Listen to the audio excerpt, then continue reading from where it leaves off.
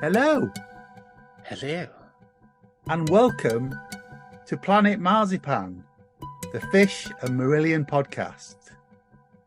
I'm Mezza, and here's my mate, Craig Houston.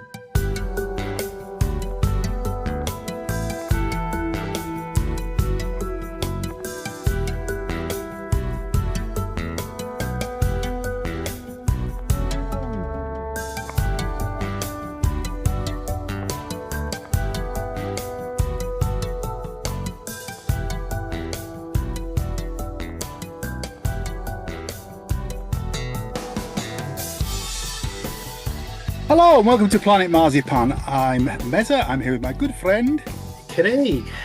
And as you can see from the title of the episode, we have two returning guests. We welcome back Andy Wilde. Hey, hello. How are you both? Nice to see you both again. Hi, Andy. Good to see you. And Greg Spawton as well. Hi, chaps. Hi, Greg. Nice to see you both again. Thanks for coming back onto the podcast. You were on last time in May last year, I think, talking about the first book, A Mirror of Dreams. And we've got you back on because, as promised, the second part of the book is well, as this goes out, It's out. Round of Broken Hearts was released last Friday. It's actually this coming Friday. It's officially published. Yeah, as it goes out though. Yeah, it's going out now. Yes. as Craig says, timey-wimey and all of that. Wibbly wobbly. Yep. This will go out on Tuesday. Sorry, I've blown that completely, haven't I? You have to edit that out. All the it's magic's fine. gone. Look, yeah. I'm going to ask you about the event on Sunday as well, which will have happened by the time this goes out. All right, we'll do our best to predict what will happen. Okay. This is like an episode of Doctor Who here. I can hardly keep up with the timelines. For those who haven't heard episode 41 of this podcast, can you just give us a brief synopsis of what the books are about, Andy?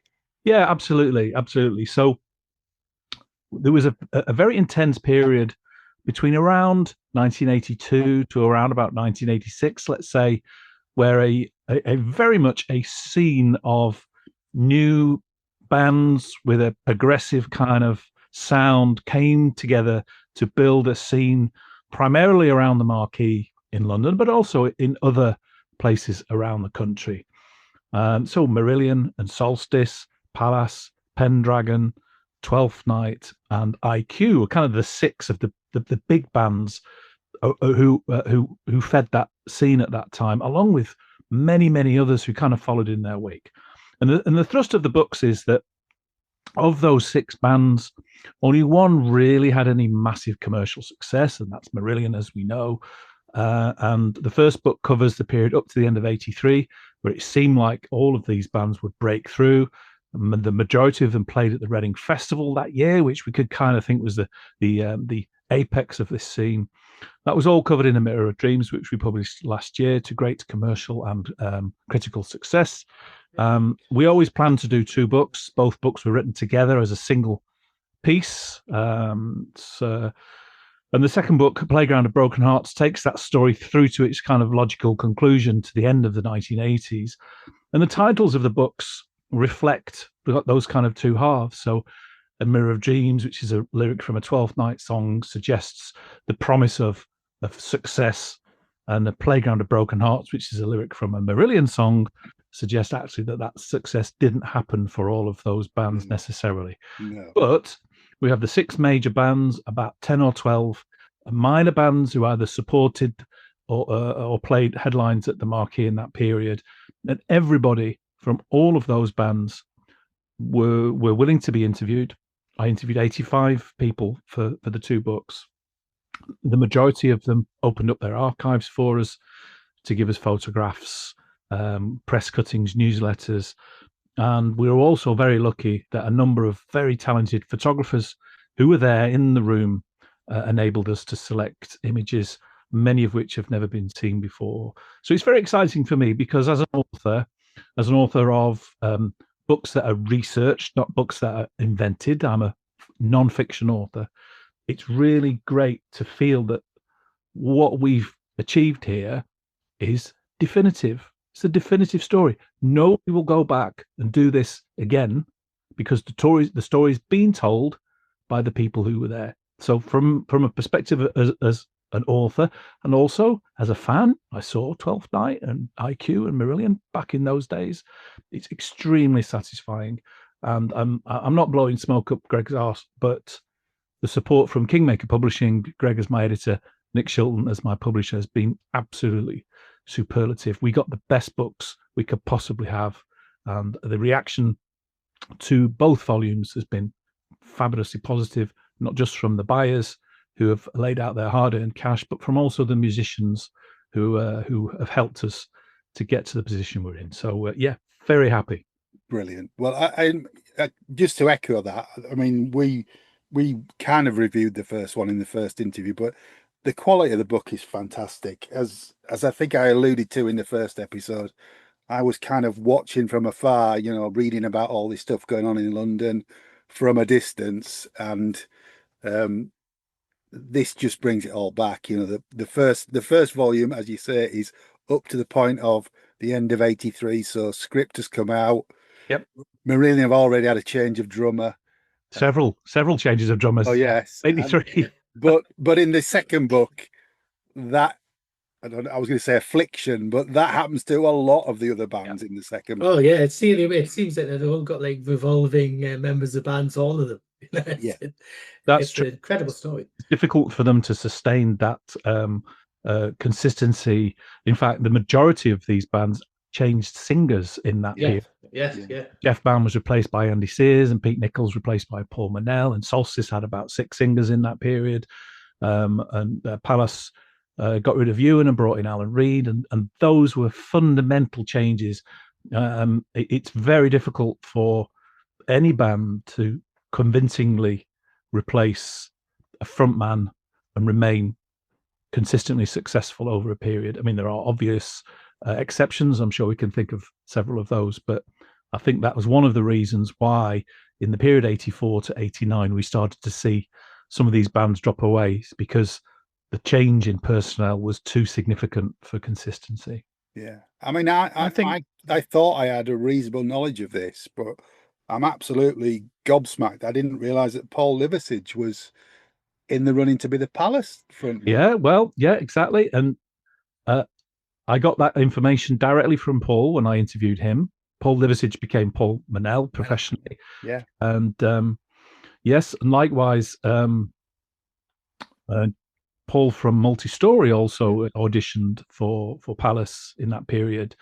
And I remember speaking to Graham on the phone, Graham, Pallas's bass player, and asking him that direct question. You know, Paul Manel has claimed, I said to him, that he was in running for Pallas's lead vocalist, and Graham confirmed that both he and Alan Reed went up to Aberdeen, rehearsed with the band, wrote with the band, and each performed a gig with the band as well. Madness. That's true fan power, that, wasn't it? Yeah, yeah. We wouldn't have known that without Paul telling that to me and me being able to back that up from a primary source. But yeah, that was that would have changed quite a lot of different bands. Absolutely, ways. Yeah.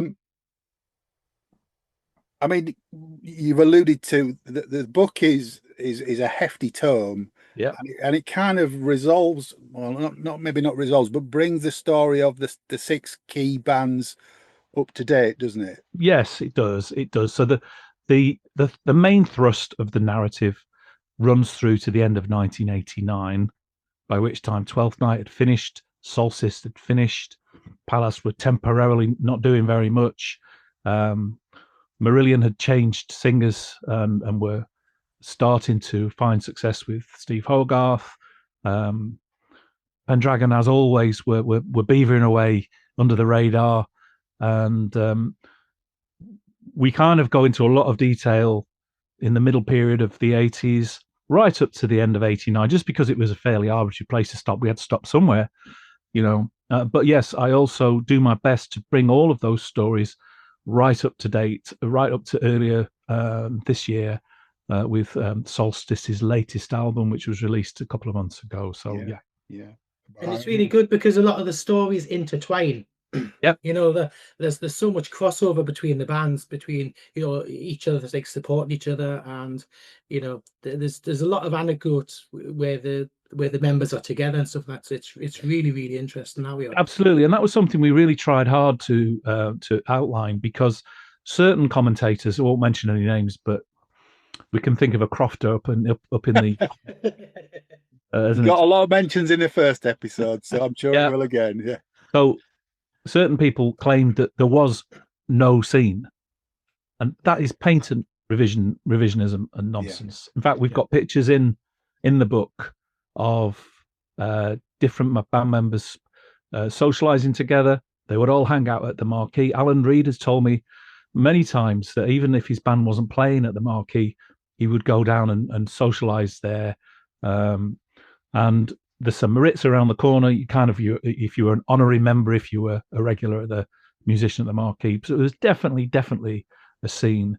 But I think what Greg and I have spoken about a number of times, and we wanted to bring out, was it seemed as though once Marillion had broken through at the end of kind of 83, and especially in 85 with their Misplaced Childhood album, is the door seemed to slam behind everybody else very quickly. Yeah, I've seen that where people have like promised deals and they might have had a single or something out of it, but everything else just disappeared straight away after that. Yeah. I think if Pallas had managed to get any sort of success off the back of maybe the Wedge, that may have been different. As you've alluded to, the change in direction with Alan coming in, the Sentinel's a very different sounding record to the Wedge. Yep, indeed. And probably too different for quite a lot of fans. Yeah, and I think the same with Twelfth Night's album for Virgin. I think that the change in, it doesn't mean it's not great music, because it is, but it's probably too different from what came before. Yeah. And the audiences didn't really know what to make of it, and I think in some cases the bands themselves probably didn't really understand what to make of it. And in the 1980s, the music business was only interested in one thing, which was cold hard cash. There's absolutely no way you can deny this. And at that time, record companies had the wherewithal and the budget to sign 20 bands in the hope they'd get one success. And that happened, I think, with Twelfth Night, with Pallas as well, both with EMI or substitutes of EMI, as it turned out, ultimately. But the closure of the marquee in 88 kind of ended a very important period for a lot of the fans. Many of them were younger than you might expect. So, Greg, how old were you in 84? 18? 19? 19. Yeah. So we were kids, really. Stephen Wilson was a couple of years younger than me, I think, at the same gigs. So yeah, it was a very young scene, and I think looking at it through all of the information that's available now, which is in your books, I think it's a combination of why did it broadly fail? I think it's a combination of the short-sightedness of the record companies, but also exhaustion from the bands. I mean, you mentioned a minute ago about lead singers. In fact, I made a note earlier because I flicked back through the book, and I thought we could have subtitled this "Trouble with Lead Singers." Really, it is. There's an awful lot of changes in personnel, which inevitably causes problems for bands. But I think that's a symptom of the exhaustion that the bands were experiencing. They all were working their asses off, and they were sometimes getting support from the label, sometimes not. It depends which A&R guy they had, all of those things. But I think you can only do that for a couple of years, really, before you start to experience burnout. And hats off to someone like Nick Barrett, who who just managed to keep the energy, really, just to keep going. And just to, obviously being kind of the main songwriter, I guess, and also the singer and the guitar player. So a lot of energy from him there. But yeah, it was I would say the first book, I think the titles of the books are perfect, but the second book is almost like a Shakespearean tragedy for me. That the amount of stuff that goes through the minds of these young men, mainly, and just the exhaustion they felt as their sort of dreams just dissipated over a period of time, a very intense, fairly short period of time, but extremely intense. So yeah, you know, whenever I dip back in, I just think, Christ, this is so heartbreaking, and you know, it's a sad tale. It really is, or it ends in a sort of sad way. You know, but from the wreckage of that scene, Stephen Wilson emerged, Big Big Train emerged, Galahad, other bands emerged. You know, so there's some not good that came from it, but it just, you know, the embers were there, and other bands were able to kind of blow a bit of air on them and sort of get them going. I was sorry, I'm warbling a lot here, but I was on the Big Big Train, played the Cruise to the Edge earlier this year, and on the cruise was IQ and Pendragon, and so it was really nice for me to be able to hang out with those guys and you know, to say thank you, but to watch those bands still performing well and playing in front of, you know, passionate audiences in the middle of the Caribbean, rather strangely. What a hardship that must have been. Well, yeah, I mean, it's not. Yeah, it's one of the more well, put it this way, my wife likes going. Okay, I can't blame you. So we'll leave it there. Yeah, it's great that you got to say, you know, thank you to him. I mean, what was the reaction to that? Yeah, I think I don't know how aware they particularly are of the impact that they've had. I mean, I hope Andrew's books help them to both to kind of reminisce in a sort of nostalgic way, I guess, but also to understand all of them. You know, all of them had an impact on a lot of young musicians who then decided to pick up their guitars and basses and whatever, and to make prog rock. And that's the thing, the story of prog rock carries on, and you know, against all the odds. And it wouldn't have carried on if these bands hadn't come together in this scene around the Marquee in the 80s, because it really gave, you know, some heft and something, you know, a coalition of bands that were making music that me and Stephen Wilson and lots of others loved and became passionate about. Definitely. Just to give some actual facts, some verifiable facts to what Greg was saying there about burnout. So as part of the research for these two books, I built a database of every gig of every band of the 6 key bands that we've spoken about between 1981 and 1989. Most of the bands were able to provide me with their archives, with lists of gigs and so on. And just in 1984, only in 1984, these 6 bands between them played 400 live shows. Wow. And that kind of underlines how totally intense it would have been for these. And also that would not be touring as I kind of know it now. It would be touring in the back of a van, driving up and down, having a gig in Manchester, then a gig in you know, Southampton the next night. You know, crazy stuff that you have to do when you're young bands. So it's well, in fact, I listened to your interview, I think, with Steve Rothery a few weeks ago, and he was reminiscing, not always fondly, about the vans and, you know, the stuff that the guys in Marillion were using, just, you know, and almost being crushed to death, I think, by the gear at one stage. So I can just, you know, I as an old man now, I look back and think, Christ, those guys, even as young men, I take my hat off to them for their indefatigability, you know, in keeping going, albeit, you know, that could only last for 2 or 3 years before it became too much. And also surviving on a shoestring as well. Yeah, absolutely. Indeed, they were all professional musicians at that time, with one notable exception whose name I won't drop. But they were all professional musicians. Many of them, in fact, were unofficially on the dole, or officially on the dole and unemployed. And had to sign on every Tuesday morning at 9 a.m. And so on. And yes, they were all particularly hard up during that period. And there's a story of that Martin Orford told me, actually, that they would have. I mean, it sounds like something from the Young Ones, but they would have a lentil curry on their hob in their kitchen on the go all the time, and that's all they ate. Wow. Yeah. I can smell the smell now. Yeah, no. Yeah, it really does paint a picture of what was happening. You know, this, as Craig said, the stories intertwine. I want to use the word incestuous, but I mean that in a nice way. You know, they were all friendly with each other.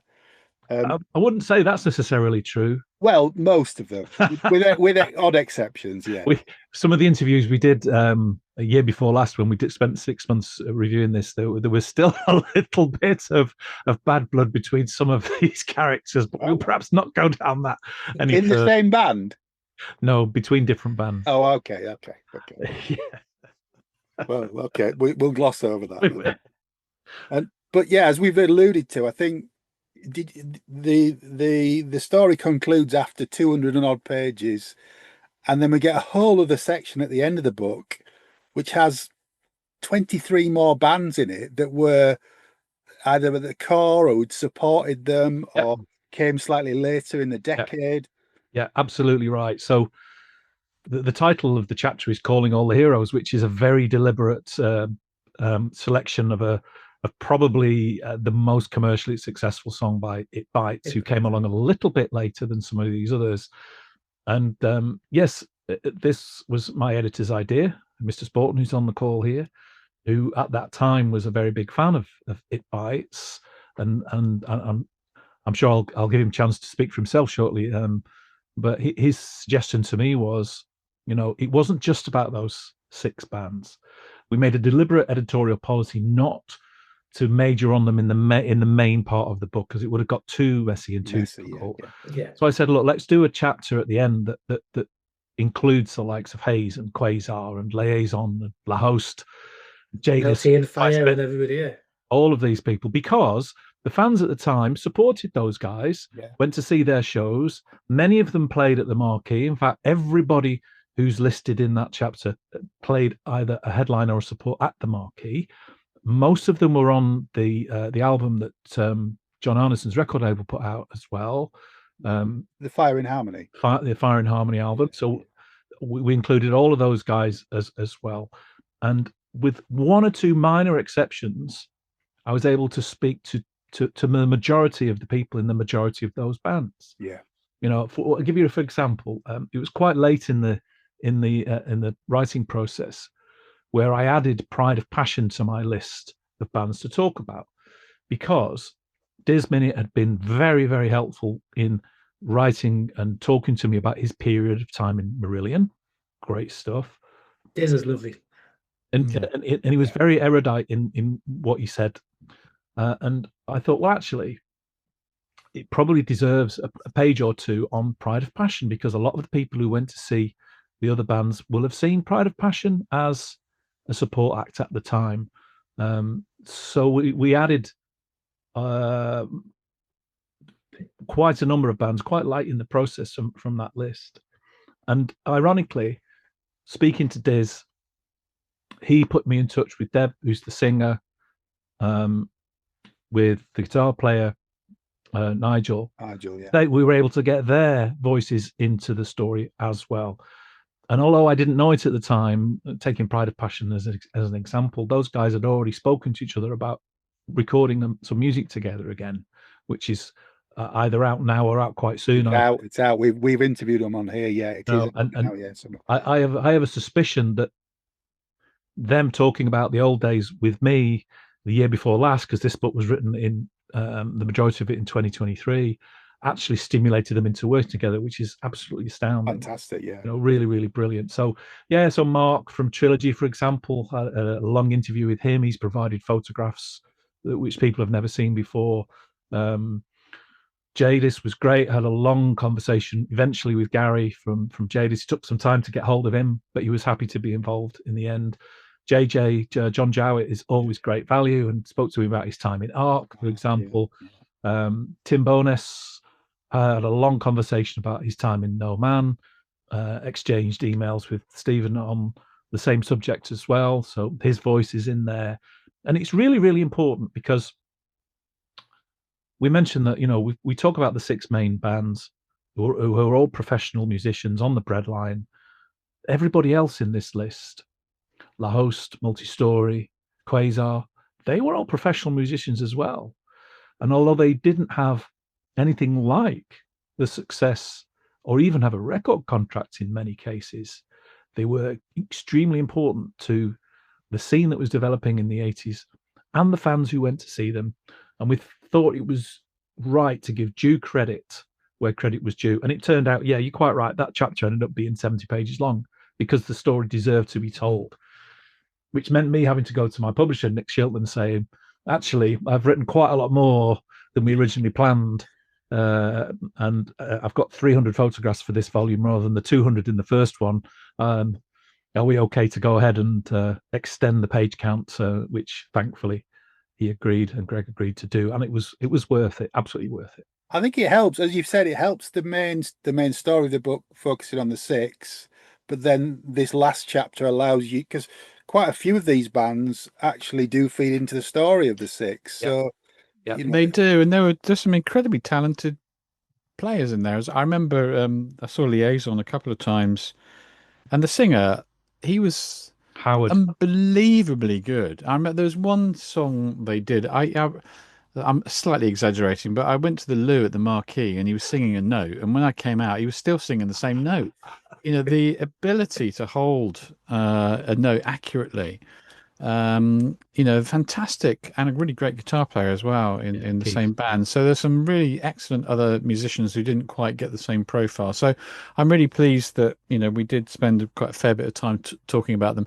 And very close to my heart is, of course, It Bites, who are one of the main reasons why, you know, Big Betraying started off, really. And I think It Bites supported Marillion, correct me if I'm wrong. I think they did at one stage. Yeah. And Francis Dunnery is an extraordinarily, I mean, he was at almost a completely different level from almost every other musician in all the other bands, just at the kind of almost just below Alan Holdsworth kind of level in terms of his technique on guitar, and a great singer as well. So it was important to me personally that band was, you know, included here. And their story is interesting because, of course, the kind of narrative of almost all of the bands is this: they kind of start proggy, and then the record companies get, you know, the pressure on, you need singles, blah, blah, blah, blah, blah. And Marillion actually were interesting because they managed to get a hit single on a concept album, which is a bit unusual, but, you know, hats off to them for that. But It Bites did it in reverse. You know, they started off with a hit single, Calling All the Heroes, and then the second album had a 15-minute track on and was intensely proggy. You know, so they kind of reversed the polarity. I'm going to do a Doctor Who thing, reverse the polarity of the neutron flow. And Greg's loving this. He's the sci-fi nut on one. Oh, there we go. So, you know, they moved things around a little bit, but it was important that their voices were in there. And yeah, partly the chapter's long because there's some great anecdotes, you know. And as I said on the first interview we did a year ago, you know, you writing a book about music and bands without having really good anecdotes is anathema to me. You know, it's storytelling, and these bands with all the experiences they had, happy, sad, you know, all of it. The anecdotes are, you know, are legendary in places, and you know, we've done our best, or Andrew's done his best to capture as many of those in the book, as many of those that could be printed. Yeah, but quite a few we couldn't. Yeah, there are a few that we just thought, no, we can't do that. So yeah, but it's I'm really pleased with that chapter, and also I think Andrew does I think he's done two things exceptionally well. I think two. Thanks. He is only two. It's 2 volumes, Andrew. Just go with it. Yeah. I think the level of research that he did is, you know, brilliant. You know, this is properly told, as we said at the top of the interview. I think, you know, I think what we wanted was make a combination of volumes that nobody felt there was any need to retell the story, because it's told. So I think he did that extremely well. But also I think his last chapter is really interesting, where he sort of seeks to sum up and reflect on, you know, what happened and why, and all of those things. And that sets up, you know, we're going to continue the story. Kingmaker is with another writer, so we're going to move into the 90s and tell the story through. I won't talk any more about that at the moment, but you know, that there'll be more books, because we feel very, you know, the subjects are very close to our heart, and we want to make sure that it's properly in the history books, really. I'll be excited to read it. Yeah, so we all will, but yeah. And we've got to mention our friend Stephanie Bradley makes another appearance in the second book. Yes. We interviewed Steph because there were ladies in the marquee. Not many, but yeah. Not many, but there were some, and she was one, and we deliberately wanted to get her experience of that. If you read the foreword for A Mirror of Dreams, it starts off with an invented précis of certain people heading towards the marquee for a gig. And one of them's Greg, and one of them's Stephanie, and the others are Roger and Russell Morgan, who I'm sure your listeners will know as well from the Afterglow magazine. But it was important to us to get as many voices as possible, not just of the musicians, but the people who are supporting them. And I've known Stephanie for 15 years at least, maybe more, and she was delighted to talk to us and give us that perspective as well. And yes, I'm sure everyone listening knows that Steph runs the Marillion weekends. Yes, absolutely. I mean, she's well known within this fandom, and we've interviewed her a good few times. Good. She actually grew up with one of my friends who took her to the marquee. She'd never been before until he took her. So that link as well, which that's nice. She also had a massive crush on Jerry Ewing. You can also ask her about that next time. Well, there you go, Stephanie. It's out now. Maybe it was the other way around. Maybe it was Jerry who had a crush. Too late. Everybody has this crush on Stephanie at some point, I think. And you've got, I mean, we're talking about this now. As this goes out, this will have happened. But you've got a launch event this coming Sunday in London, haven't you? We have. So yes, we're going to have to try and talk about something in the past tense that is yet to occur. But one of the things that we didn't manage to do for launch of Mirror of Dreams, we did loads of PR and lots of interviews, but we didn't have any kind of a launch event. It was just everybody at this time last year was way too busy doing other things. So thankfully, Nick Shilton, my publisher, committed to having a launch event for the second volume, Playground of Broken Hearts. And the original idea was to have a panel of as many musicians that we could Q&A panel in there. And I said to Nick, look, I've already asked Andy Glass if he's available, would Solstice come down and play a few songs for us? So we're having a panel that consists of Ewan Lowson, who's coming down from Scotland, brilliant, and Nick Barrett with Rachel coming up from Cornwall, where they live, and Brian Devoyle, who I've known for donkey's years, and Martin Orford, formerly of IQ, and I've forgotten the fifth one, Greg. This is very embarrassing. Well, Jerry Ewing is Jerry Ewing is there as well. Yeah, he's there as well. So he's the it's Andy, of course, from Solstice. Yeah, we've already mentioned. Oh yeah. And we also expect Diz Minute to be there. Diz has offered to come along, and Fudge Smith from Pendragon is due to be along. Mark from Trilogy as well, and hopefully one or two others. So what we'll do is we'll have a little bit of music from Martin Orford. He will do a short set for us. There'll be a Q&A session with those five guys, hosted by Jerry, and then Solstice should, or a subset of Solstice. I think four of them are coming down, a little acoustic set for us to finish the afternoon off. Brilliant. And we've done really well. It's at the Camden Club, or should I say, it was at the Camden Club by the time everybody hears this, in North London. We've done really well. I think we've got 75 or 80 or more people in there, which is excellent. And I'll be doing 2 minutes as well, which is a bit worrying. But and Greg will be there, of course, as well, giving his support. So that's good news. Brilliant. We mentioned in passing the Fire in Harmony album. Yes. Do you think there's any mileage in a compilation now of these bands? Of the bands in the last part of the book. So bands like Haze Trilogy, Abel Gans, Citizen Kane, Twice Bitten. So from the music of the 80s, of all of these people, Either that or what they're doing now. Yeah, Maybe interestingly enough, last year we did a playlist on YouTube of a lot of the material, and we'll probably do that again as in relation to this one. The challenge with this is not all of these bands in for the 80s music own the rights for their music. In some cases.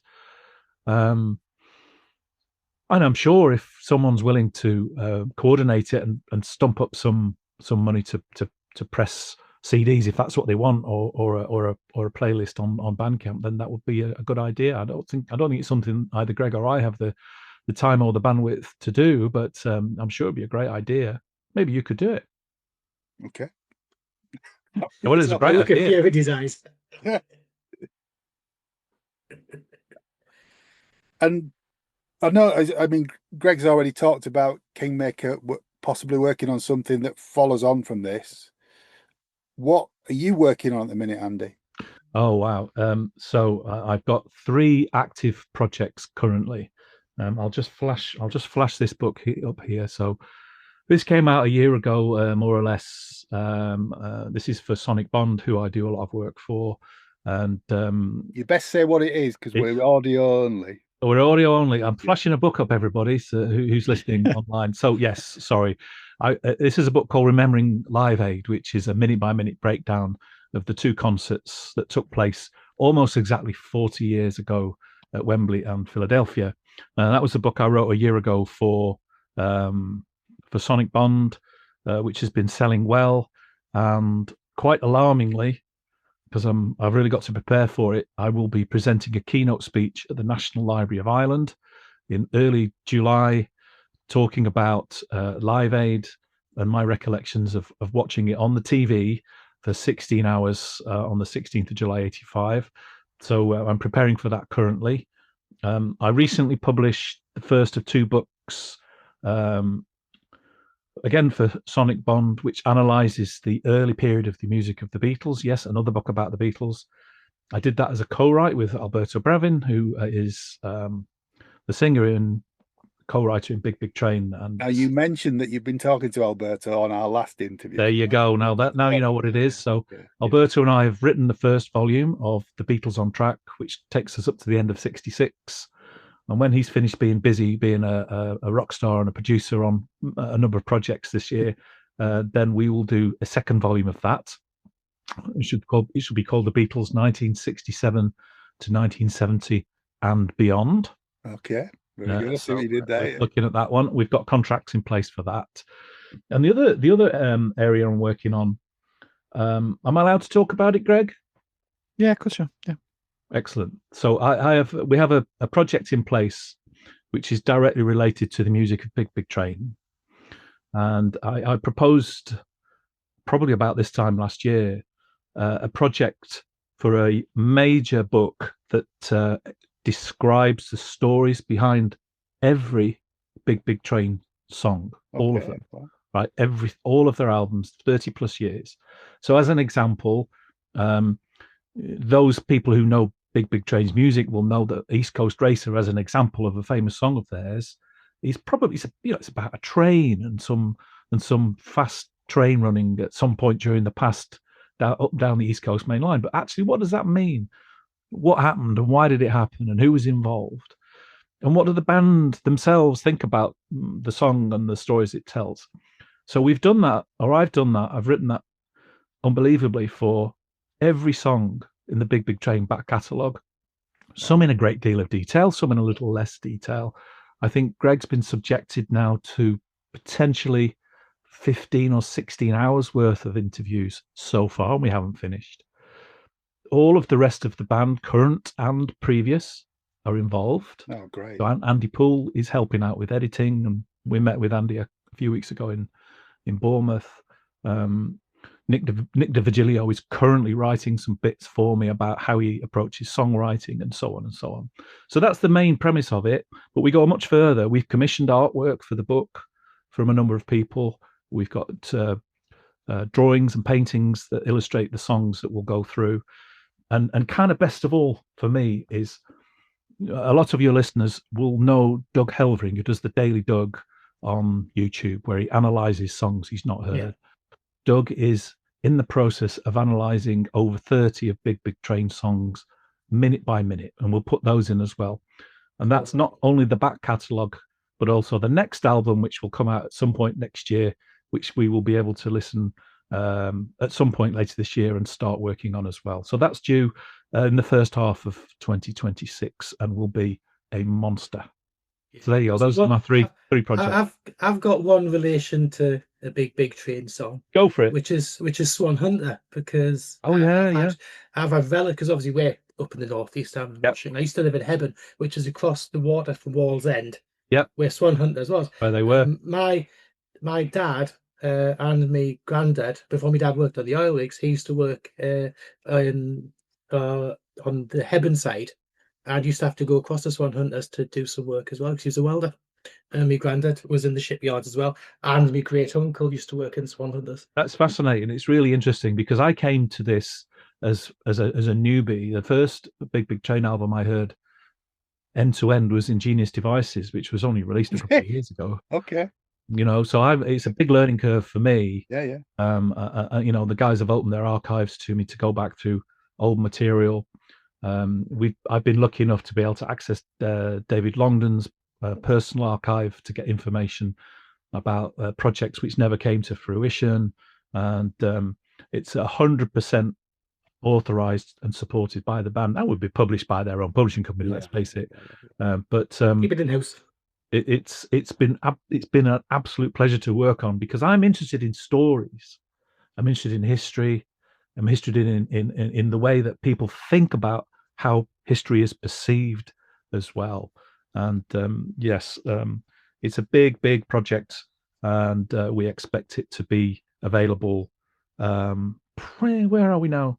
We're just into July 25, so maybe around this time next year, and we'd be very happy to talk to you about it when we're ready to go. We'd love to. But it's a massive project. That's a far bigger answer than I expected. That's brilliant, though.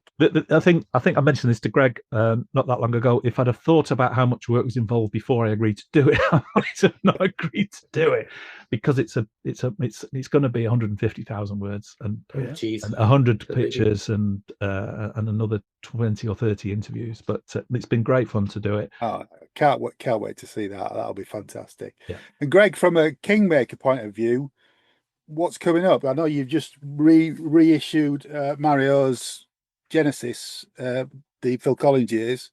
You've reissued that with an updated version, haven't you? Yeah, we wanted to revisit that volume, because obviously the final Genesis shows happened after we published. So we went back, and actually we corrected a few things. It was as close to perfect as possible before, but Mario is really very particular about getting the history right. So where there was anything that was not quite right in terms of gigs, etc., dates, some of them which were a bit uncertain about, we've gone back and revised the text and corrected it.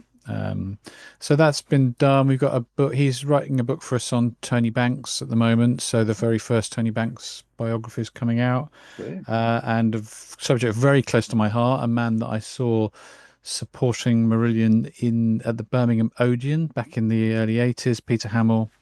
There's a book coming out on Peter Hamill and Van der Graaf Generator, which is focusing on the music and the songs, but also with some quite interesting background information about some characters that appear in his songs.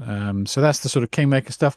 Big Big Train, yeah, we're back in the studio tomorrow, and we're finishing recording our new album, which will be out next year, and I can't say anything more about that at the moment, otherwise I'll get you've got a live album due as well, haven't you?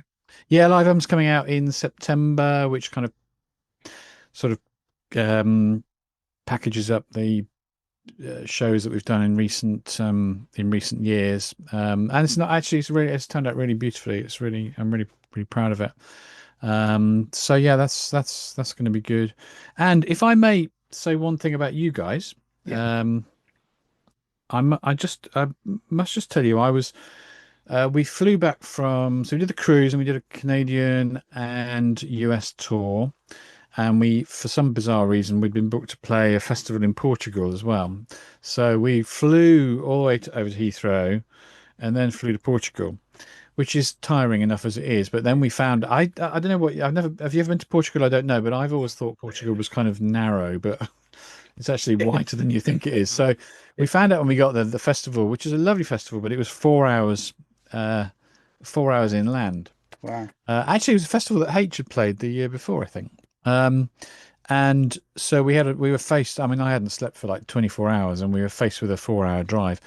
And I was dying on my feet. And I happened to, I don't know, you've just done an interview with Pete Travis, and I happened to pick it up on Spotify, and it managed to keep me awake for an hour. Good, because I thought for a minute you were going to say I got some fantastic sleep while I was listening to it. No, it was great. It really was. Yeah, I mean, I love Pete. Pete is an amazing guy, amazing human being. I love him to bits anyway. But there was a bit in there where I think he talked about Mike Rutherford. I'm a bit of a Mike Rutherford geek, and his bass playing being underrated, and his bass playing on Selling It by the Pound, which is just absolutely off the scale good.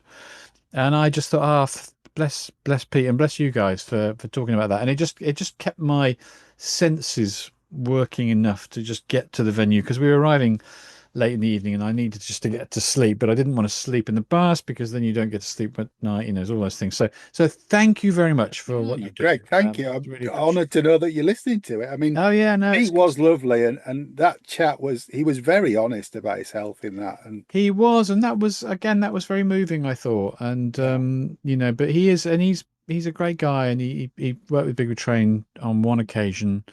And hopefully we'll do something with him again at some stage, because he's an amazing musician as well as a great human being. Well, they've now gone public on their insurance plan, which was Dave Foster, yeah. Of course, I kind of knew. You'd have known about that. But I knew about it in the background, and Dave, hats off to him. He must have.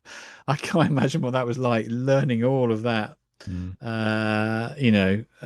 Dave's a great guitar player, but he's not a bass player, and there is a difference, so that would have been quite an experience for Dave, and I was so incredibly pleased. And what a great thing to do to get him on stage, as a kind of thank you, I guess, and just to see the joy on his face, because Dave is one of the good guys, and love him to bits, and to see him being able to play with them was really fantastic for them. So brilliant.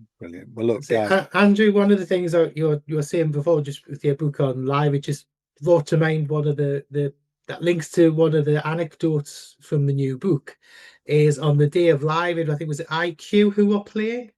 Yeah, and there are two stories based around Live Aid. With this, when they were showing everything up to, was it David Bowie's set at about 8 o'clock or something on a big screen, and then they took it off. That's right. So IQ played on the marquee on the 13th July '85, and they had a special Live Aid promotion. They had a big screen at the marquee, and yes, they people came in early. Spoke to people who were there, sat on the floor in the marquee. And watched the majority of the broadcast up to, I think, the end of David Bowie's set, and then Pete and Mike and the guys from IQ came on and played their set. But of course, there's a story from the Marillion perspective as well, and that they were all there as a backup in case people didn't turn up on the day, and were due to, and they would have filled in live on the stage at Wembley Stadium should any of the other acts have not turned up. And that's why Fish is interviewed during the broadcast, and you can see that, because they were there on the day as backup, as an insurance policy in case, I don't know, Nick Kershaw or Sting or somebody else didn't arrive. And that would have been the biggest break that band could have had at that point in their career, I think. But it didn't happen. I know me being a proper hardcore Marillion nerd, I must say that your coverage of the band and your accuracy and everything in there is second to none. It's if you're even if you're not a fan of a lot of the other bands, even for the Marillion content, it's just it had to be right, and that was always part of my that's always been part of my research policy. Is anything that I say has to be a first source, a primary source, which is why I was able to interview Pete and Steve and Ian, Mark directly for this book. Spoke to Ian on the phone, spoke to Mark and Steve on Zoom calls, and exchanged plenty of emails with Pete around all of this during that period. I fish wouldn't talk to us, but there we go. That's another thing. But there are quotes from him in the book, though, aren't there? There's plenty of quotes from the time. Absolutely, yeah. We're able to use secondary quotes, but for me, it was always the primary sources that were most important, and where we needed to fill in the gaps. Then there were plenty of secondary sources, and nothing is hearsay. Every single one of those secondary sources is listed at the back of the book to say exactly when and where it was published. Yeah. And that was really important to me. I didn't want any hearsay or anyone saying, I didn't say that or you made that up, because to me, sources are absolutely sacrosanct. I also spoke to Corey Josiah, what's her name? The singer. Spoke to her as well, the backing singer from that tour, who wasn't that keen initially because she was worried that I would publicize her personal email address and phone number. But you don't do that. You don't compromise your sources in that way. And so be able to get her voice into it as well was great. So yeah, primary sources for me has always been utterly fundamental, because these are the people who can tell you the story. It's not me filtering it through my ideas of what happened. It's actually what happened. Everybody who's listed in the front of the book, all 85 people, including John Arneson, Marillion's former manager, as an example, were extremely helpful, which is why, as both Greg and I have said, no one will revisit these stories because it can't possibly be right. No, you don't need it. It's such a comprehensive read, and it's not a dry read at all either. Oh, thanks. It's very engaging, and people's personalities and everything shine through great. And the archive material on there, the concert tickets and the posters and the letters and even all the reviews and everything from magazines and people and everything. There's just so much in there. It's absolutely jam-packed full. This is why in the end we split the book into 2 volumes, because I sketched out the timeline. Actually, when I did my pitch to Nick and Greg, I had this sketched out the timeline. In fact, the proposal for the name of the single book as it was Playground of Broken Hearts from day one. That was what we intended. But as the time went on and as we spoke to more and more people, it became obvious that it was just too big for a single volume. And it was actually Francis Dunnery's idea. We were chatting to him randomly about it on Greg and I on a call we had with him when we interviewed him. Well, I interviewed him and Greg just looked at him with googly eyes, I think. Fine boy type. But and Frank said quite reasonably, he said, why don't you just split it into more than one volume? And I thought, well, why hadn't we thought of that ourselves? Yeah. So that's what we did. We had to persuade the money man to agree to that. And as with all progressive related things, it ended up much bigger than we anticipated. But I think it was a story that deserved to be told, and being able to split it into 2 volumes, as we said earlier in the conversation, allowed us the bandwidth to include all those other bands in the chapter at the back, which kind of fills in the story. And it's strange really, because the book was written over 6 months. Books plural was written over 6 months in 2023, from about April to about October, and then we designed and published volume 1, and then we kind of put volume 2 to a side because you really need to wait a year to do a follow-up for this kind of thing. And it was only towards the end of last year we revisited it, and I selected all the photographs and labeled all the photographs, and I said to Greg, I think the second one is even better than the first. Yeah, it is because there's more. There's more drama in it. There is more drama, and I think, as I said earlier, it's that sort of Shakespearean or sort of Greek tragedy element to it, which is it's very poignant at times, and fascinating. I think I'm chuffed as nuts that I've been involved in these books. And if I may say, for those who cannot see what's happening on the screen, Craig has just spent the last 5 minutes being interrupted by his cat. Every week it happens all the time. Cat wrangling happens every week, Greg. He didn't miss a beat. It was really, this is the professionalism here of this broadcast. He didn't miss a beat, even though the cat was completely intruding on the whole conversation. So hats off to you there, fella. That was very impressive. Better looking, folks. And what a beautiful cat as well. So She's lovely. She is. Well, I know lots of our listeners are looking forward to the second book. They've got it on pre-order. I think I shared you did a short video from the signing in Burning Shed the other day, and I shared that on the page. Last week, in that Norwich. got lots of love as well. So Yep. I know lots of people waiting for the book, Andrew. It's brilliant. We've seen the sneak preview of it.